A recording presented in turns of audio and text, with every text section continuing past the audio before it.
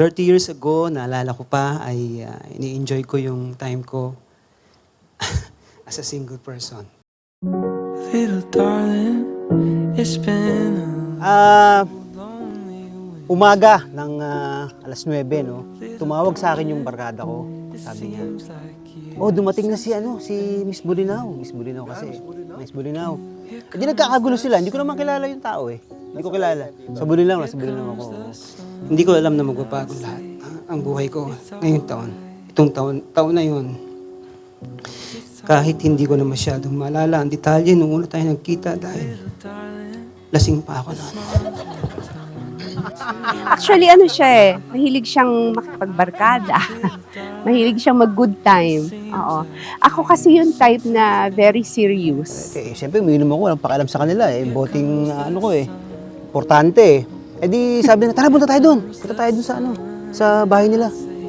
Eh di, nag-ayaan sila. Eh, may iwanan ako. Ang ginawa, dinala ko yung bote. Sumama ka na? Sumama na ako, oo. Pagdating namin ng bayan, hindi ko na matandaan ng niya, sa sobra. Lasing na ako, umaga pa lang eh.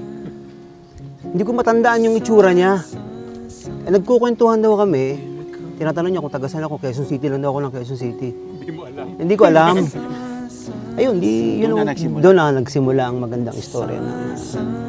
Siya yung nagturo sa akin na mag-appreciate ng mga comedy movies. Kasi I don't know how to laugh. Talaga seriously. Pero siya yung nagturo sa akin tumawa. Dun sa almost 30 years of marriage na blines niya kami together. Kasi hindi lahat ng couples dumarating sa ganun kahaba. And we are totally different personality ni June eh. Pero para tumagal, with the grace of God na tumagal kami ng ganun. So talagang this is a celebration of God's grace. Kaya masaya.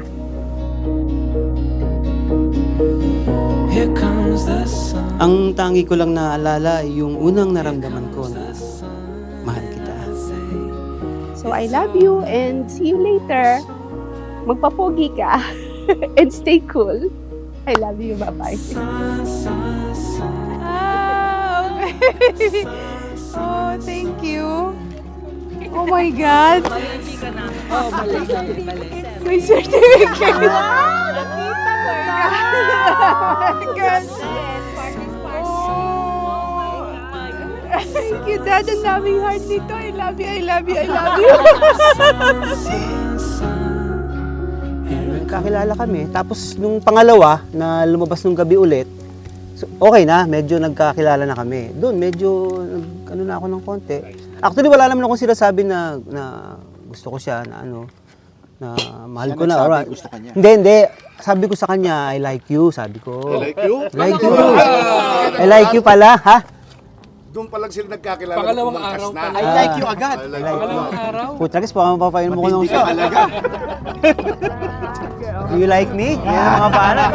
Siyempre, pag hindi siya pag sinabing I don't like you, di ihulog ko na lang. Embarrassing moment ba na nag sa kanya, nagliligo o paano? Hindi pala kung ginagawa yun, normal lang yun eh. Hindi embarrassing yun. Hindi, kasi nung binata ako, kahit na may asawa na ako, umiinom pa rin ako. So, meron kaming parang Saturday night na na lalabas. Eh, nagkaanak na ako ng isa. So, Sabado, ito kumakatok na yung mga kasama. Pre, Sabado! So, sabi niya, lalabas ka ba ngayon? Sabi niya, oh, Sabado ngayon eh. Schedule. Gusto niyang umalis. Gusto niyang umalis together with the barkada niya. Eh, ayoko siyang ayoko siyang payagan. Nandiyan eh, kumbaga nakakahiya. Nandiyan, kumakatok na sa eh. Naku, hindi ko ba talaga pwede mapigilan, sabi niya. Hindi eh.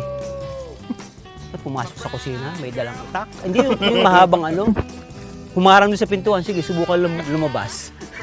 Pag lumabas ka dito, pag nalampasan mo to, maswerte ka. Ayun, binabasan ko na ng cheer. Sabi ko din sa mga, pre, mauna na kayo, susunod na lang ako. Cheers!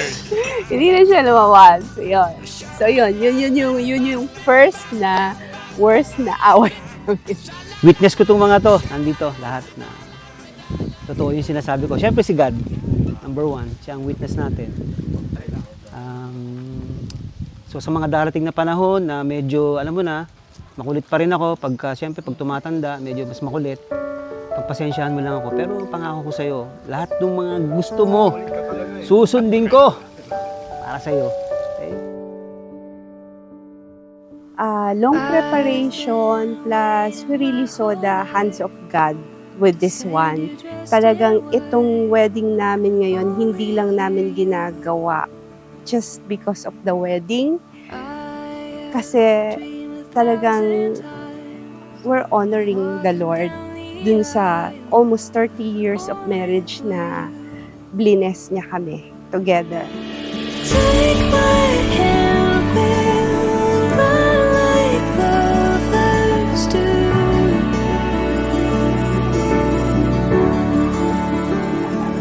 Oh, what's this? Spending time for your eternity, love, Ana. Ay, mga 90+% of marriages, okay, started with opposite attraction. I know June and Anna, okay?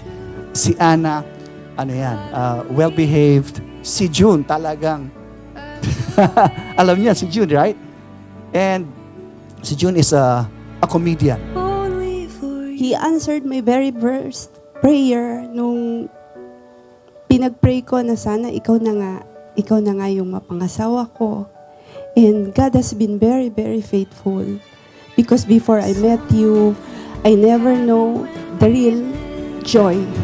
Life turned on its head. And today, I give myself in marriage, just like what we planned before. Pinapangako ko sa harap ng mga nandito at saka yung mga nasa kabila. And God is my witness na patuloy kitang mamahalin at aalagaan hanggang sa ending ng buhay ko. Take my hand, we'll run like lovers do.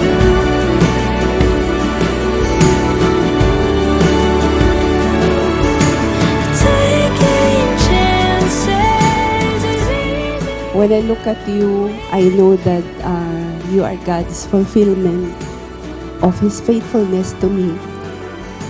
I know na ikaw yung binigay niya so that I will never be alone. I promise na lagi kitang, ano ba to, papatawarin. Promise ko na lang, lagi kitang papatawanin kahit wala sa timing ang joke ko, sorry. Kahit na may mga problema na pagdadaanan, I promise I will choose to love you under any circumstances until my last breath. I love you. God has been very, very good to me, and God has loved me so much for giving you to me. And for that, I am very grateful for all that you do, for being my clown, for being the funny person that you are. Sana wag ka magbago. I love you.